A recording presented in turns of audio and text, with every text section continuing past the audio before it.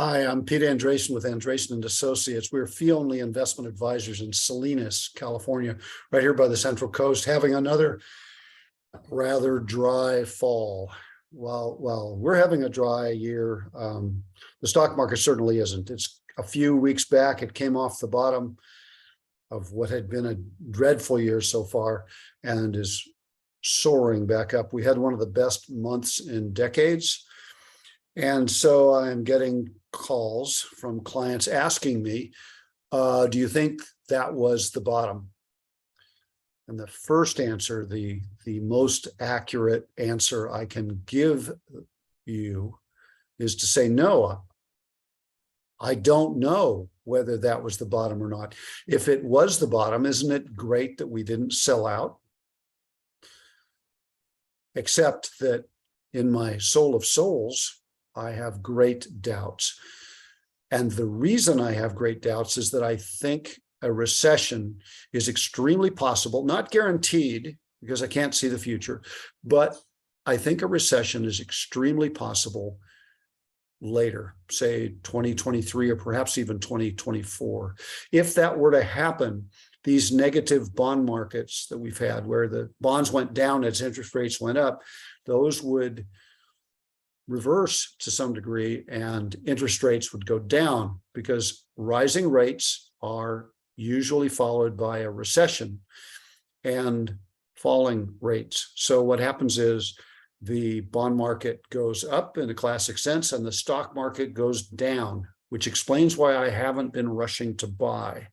The reason why I have bought some international and I've kicked some tires and I've looked hard at things, but have not made any major moves into the stock market.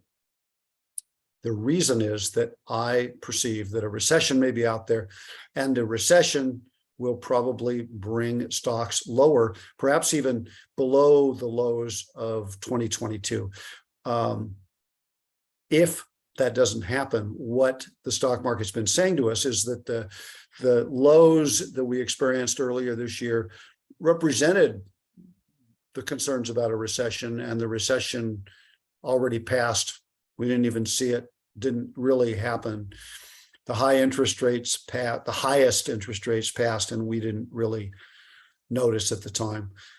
But that's not what the yield curve is saying to us. The yield curve is basically on the vertical axis, you've got the interest rate, and on the horizontal axis, you've got the duration or the maturity of the bond involved. So right up close, a 1-year maturity, and then you've got all the way out to 30-year if you're talking about US Treasuries. And usually it looks like a line in a classic, if you take a classic economics course, it should look like a line because you're paying people more to lock up their money in Treasuries longer. So an interest rate, let's say of 2% on a 10-year would be followed by an interest rate of 4% on a 30-year. In other words, you get paid more as time goes on.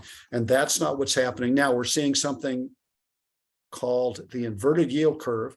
And that's when the short rates, that's in the out to 1 or 2 years, are higher interest rates. So it makes a hump and then it goes down. And what that's saying is that people perceive that interest rates will be higher in the short run and go down in the long run. And what that always has been since 1980, an inverted yield curve has always been the indicator of a recession, always. However, it's awfully bad at predicting when. It's sometimes taken as long as 2 years before a recession has actually emerged. The yield curve is actually pretty substantially inverted at this point, which tells us that people, investors, are seeing a recession out there, and they've been right in history anyway, pretty much all the time. So my guess, because it's just a guess, is that we're going to have a recession.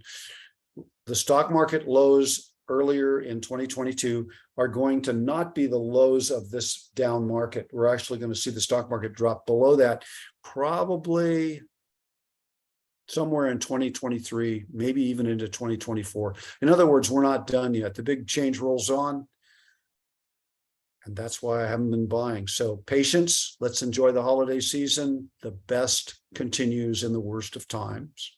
So life goes on. All the best. Blessings.